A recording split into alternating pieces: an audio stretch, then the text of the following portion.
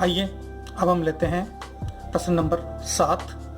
बिंदुओं, जिसमें 7 का पहला है, बिंदुओं 4, 5, 7, 6, 4, 3 व 1, 2 द्वारा बनने वाले चतुर्भुज का प्रकार बताइए कि इन 4 बिंदुओं से किस प्रकार का चतुर्भुज बन रहा है। कौन सा चतुर्भुज बन रहा है? समांतर चतुर्भुज है, आयत है, वर्ग है, समचतुर्भुज है, क्या है, ये हमें बताना है।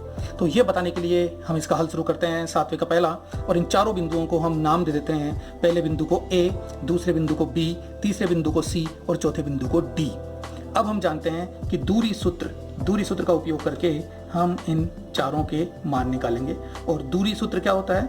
दूरी सूत्र होता है x2 माइनस x1 का whole square plus y2 minus y1 का होल स्क्वायर। इस सूत्र के द्वारा हम कोई सी भी दूरी निकाल सकते हैं। तो आइए दो बिंदुओं के बीच की दूरी निकालना शुरू करते हैं। तो सबसे पहले हम निकालते हैं AB, बिंदु A व B के बीच की दूरी। AB हमारे दोनों बिंदु ये रहे, A व B। अब बिंदु A में A के जो निर्देशांक होंगे वो x1 y1 और B के जो निर्देशांक होंगे वो x2 y2। तो लीजिए x2 यानी दूसरे बिंदु से है, यानी कि कितना है 7 माइनस x1 यानी कि पहले बिंदु का x यानी कि 4। तो x2 माइनस x1 का होल स्क्वायर प्लस y2 यानी दूसरे बिंदु का y, ये दूसरा बिंदु ये y, तो ये हो गया y2 माइनस y1 यानी पहले बिंदु का y जो कि कितना है 5, ये इसका होल स्क्वायर। सॉल्व करते हैं। 7 में से 4 गया तो 3 का स्क्वायर, 6 में से 5 गया तो 1 का स्क्वायर। आप जानते हैं 3 का स्क्वायर होता है 9 और 1 का स्क्वायर होता है 1, और इसका मान हमारे पास कितना आ गया √10। इसका मान हमारे पास कितना आ गया √10। अब इसी प्रकार से हम AB निकाल चुके हैं, तो अब हम निकालेंगे BC इन दोनों बिंदुओं के बीच की दूरी। चलिए BC, तो BC बराबर सूत्र हम ऊपर लिख चुके हैं, इसलिए बार बार नहीं लिखेंगे। तो B के लिए ये x1 y1 और ये x2 y2, ठीक है। BC के लिए ये x1 y1 हो गया, ये x2 y2 हो गया। चलिए तो x2 यानी कि बिंदु C का x 4 माइनस x1 यानी कि 7 का होल स्क्वायर प्लस y2, बिंदु BC के लिए y2 ये हो गया 3, y1 यानी कि 6 का होल स्क्वायर। सॉल्व करते हैं। 4 माइनस 7 का होल स्क्वायर यानी कि कितना बचा -3 का होल स्क्वायर प्लस 3 माइनस 6 यानी कि -3 का होल स्क्वायर। और इसे मैं सॉल्व करता हूं तो ये मुझे प्राप्त होता है माइनस का स्क्वायर प्लस, तो 3 का स्क्वायर 9 और यहाँ भी 3 का स्क्वायर 9, और टोटल मुझे मिला √18। अब हम निकालते हैं BC के बाद CD। हम निकालते हैं CD, और CD के लिए भी यही सूत्र काम आएगा। तो ये देखिए, ये BC को मैं हटा देता हूँ, तो ये CD छिपा लिया है मैंने, हटाया नहीं है, ध्यान रखें आप, क्योंकि हटाना नहीं है, छिपा सकते हैं आप समझने के लिए। तो ये BC के बाद हम निकाल रहे हैं CD। तो ये x1 y1 हो गया और ये x2 y2, ये x1 y1 और ये x2 y2, यानी पहला बिंदु ये है और दूसरा बिंदु ये है, क्योंकि पहला C और दूसरा D। तो ये पहला बिंदु, ये दूसरा बिंदु, ठीक है। चलिए x2 यानी कि दूसरे बिंदु का x यानी कि 1 माइनस x1 यानी कि पहले बिंदु का x यानी कि 4 का होल स्क्वायर प्लस y2 यानी दूसरे बिंदु का y 2 माइनस y1 यानी कि पहले बिंदु का y 3 होल स्क्वायर। सॉल्व कीजिए, क्योंकि इतना सॉल्व करना तो आपको आता है। 1 माइनस 4 कितना हो गया -3 का होल स्क्वायर प्लस 2 माइनस 3 कितना हो गया -1 का होल स्क्वायर। सॉल्व किया तो जवाब क्या आएगा, माइनस का स्क्वायर प्लस और 3 का स्क्वायर 9 प्लस माइनस का स्क्वायर प्लस और 1 का स्क्वायर 1, यानी हमें क्या मिल रहा है √10। अब हम AB निकाल चुके हैं, BC निकाल चुके हैं, CD निकाल चुके हैं, तो क्या निकालेंगे AD, यानी ये AD। तो लीजिए साहब, हम AD भी निकालते हैं। अब AD निकाल रहे हैं तो सूत्र वही काम करेगा, बस ये ध्यान रखना है कि पहला बिंदु A है और दूसरा बिंदु D है, यानी कि बीच के ये दोनों बिंदु हमारे पास नहीं है। तो चलिए इनसे देखते हैं। अब हम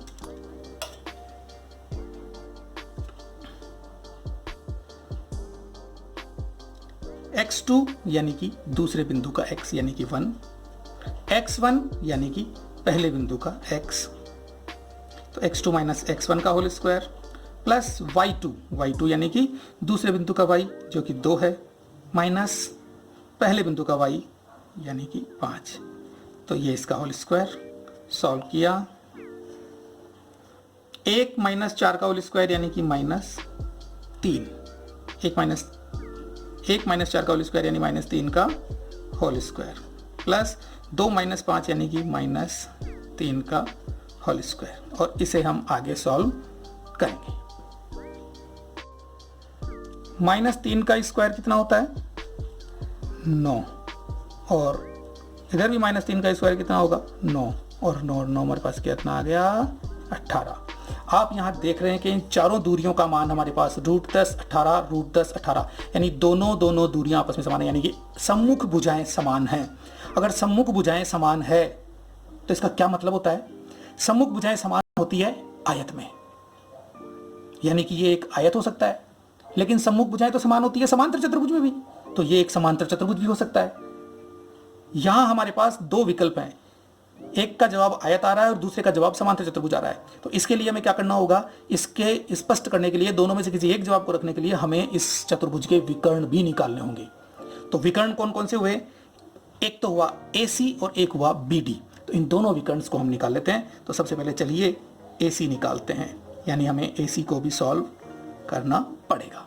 तो AC यानी कि पहला और तीसरा बिंदु, आप दूसरे को बीच में से भूल जाइए और ये पहला और ये दूसरा मान के आप AC निकाल लीजिए।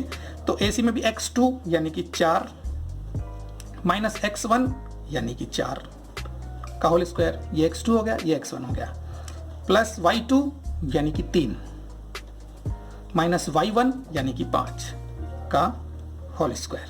और इसको अगर मैं सॉल्व करता हूं तो मुझे मिलता है 0 का स्क्वायर प्लस -2 का स्क्वायर, और इसे सॉल्व करने पर मुझे जवाब मिलता है, ये तो 0 हो ही गया और ये हो गया 4 √4।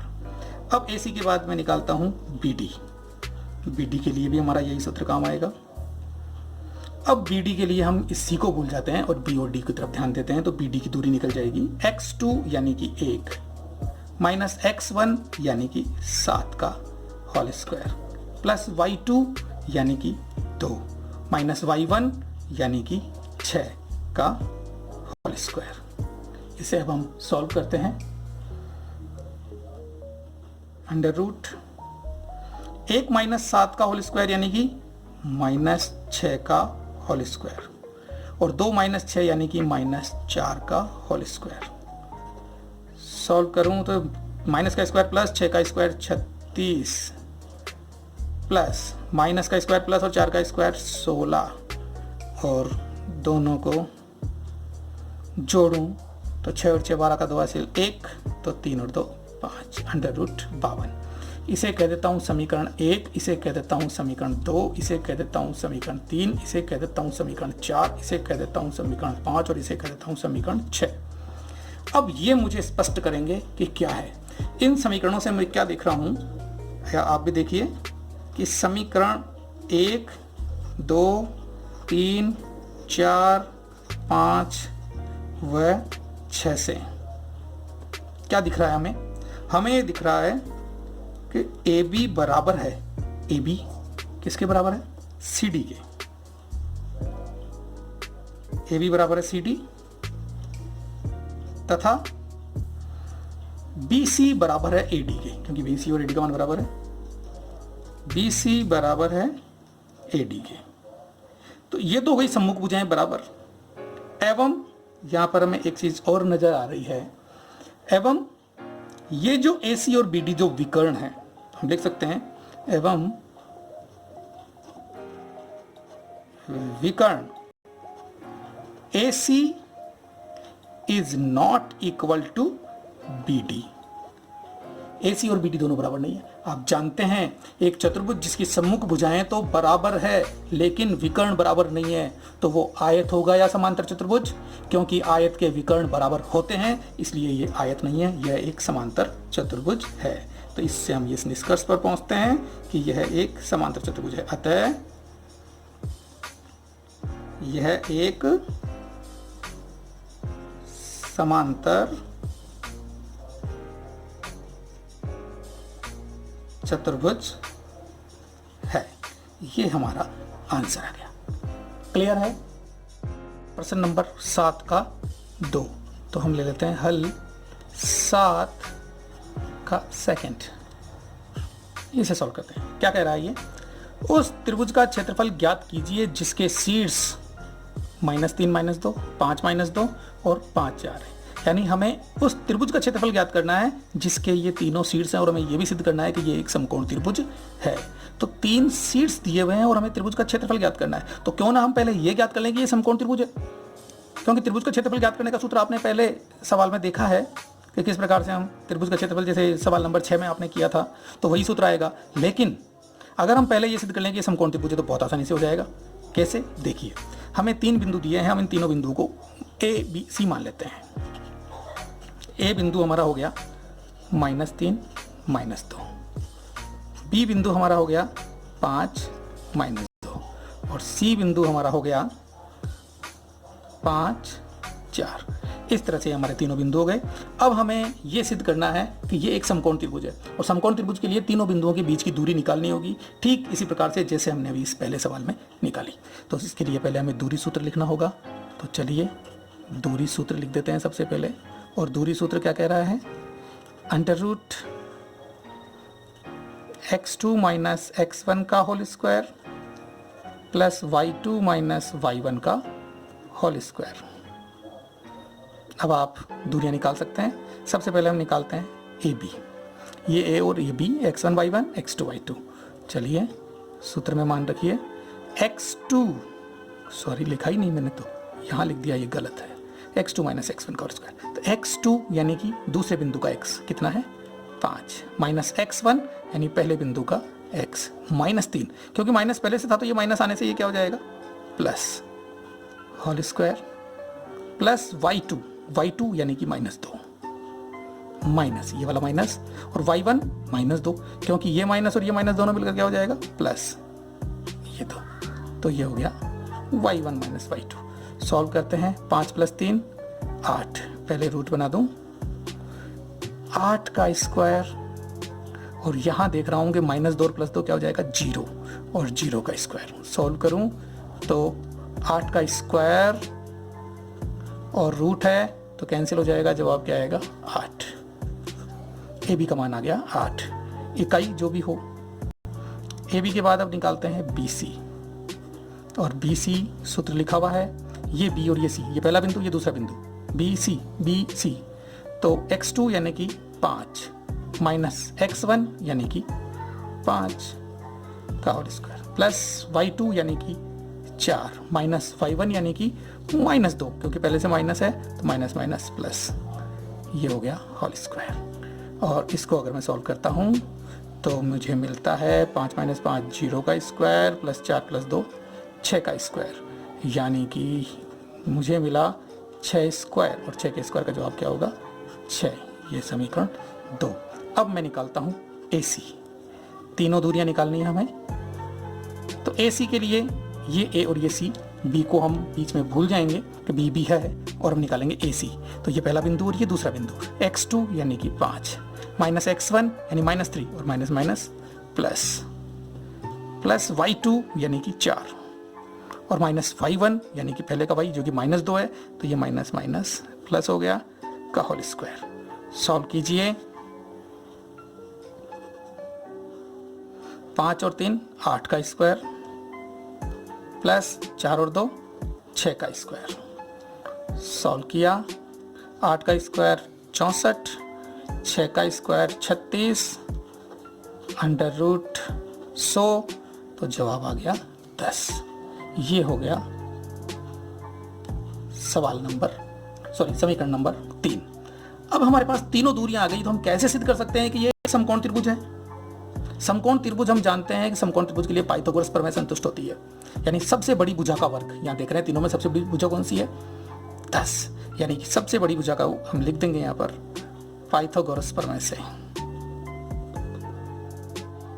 पाइथागोरस प्रमेय से AC स्क्वायर सबसे बड़ी भुजा का वर्ग अन्य दो भुजाओं के वर्गों के योग के बराबर होता है, यानी AB² + BC²। देखते हैं ये समकोण त्रिभुज है या नहीं। अगर प्रमेय सत्य है तो ये समकोण त्रिभुज है। तो AC स्क्वायर मतलब 10 का स्क्वायर, AB स्क्वायर मतलब AB 8 का स्क्वायर, प्लस BC मतलब 6 का स्क्वायर, और 10 का स्क्वायर कितना होता है 100, 8 का स्क्वायर 64, 6 का स्क्वायर 36, यानी कि 100 बराबर 100। तो यह प्रमेय संतुष्ट होती है, LHS बराबर RHS। अतः यह एक समकोण त्रिभुज के शीर्ष है। अतः यह त्रिभुज कैसा त्रिभुज है, एक समकोण त्रिभुज है। तो यह त्रिभुज एक समकोण त्रिभुज है, यह हमारा सिद्ध हो चुका है। अब हम चलते हैं त्रिभुज के क्षेत्रफल के लिए। तो साहब इस समकोण त्रिभुज का क्षेत्रफल, तो साहब समकोण त्रिभुज का क्षेत्रफल, समकोण त्रिभुज का क्षेत्रफल बताइए क्या होता है। समकोण त्रिभुज के क्षेत्रफल का सूत्र 1/2 गुणा आधार गुणा ऊंचाई, यानी इस सूत्र से हम मान निकाल सकते हैं 1/2 की जगह 1/2। अब आधार कौन और ऊंचाई कौन, क्योंकि सबसे बड़ी भुजा तो कर्ण होती है, इसलिए आधार और ऊंचाई कौन हुए 8 और 6। तो साहब ये तो 8 और ये 6, काटा ये 4 बार, 6 चौक 24 वर्ग इकाई हमारा इस चतुर्भुज का क्षेत्रफल आ गया। इस तरह से हमारा 7वां सवाल भी पूर्ण होता है।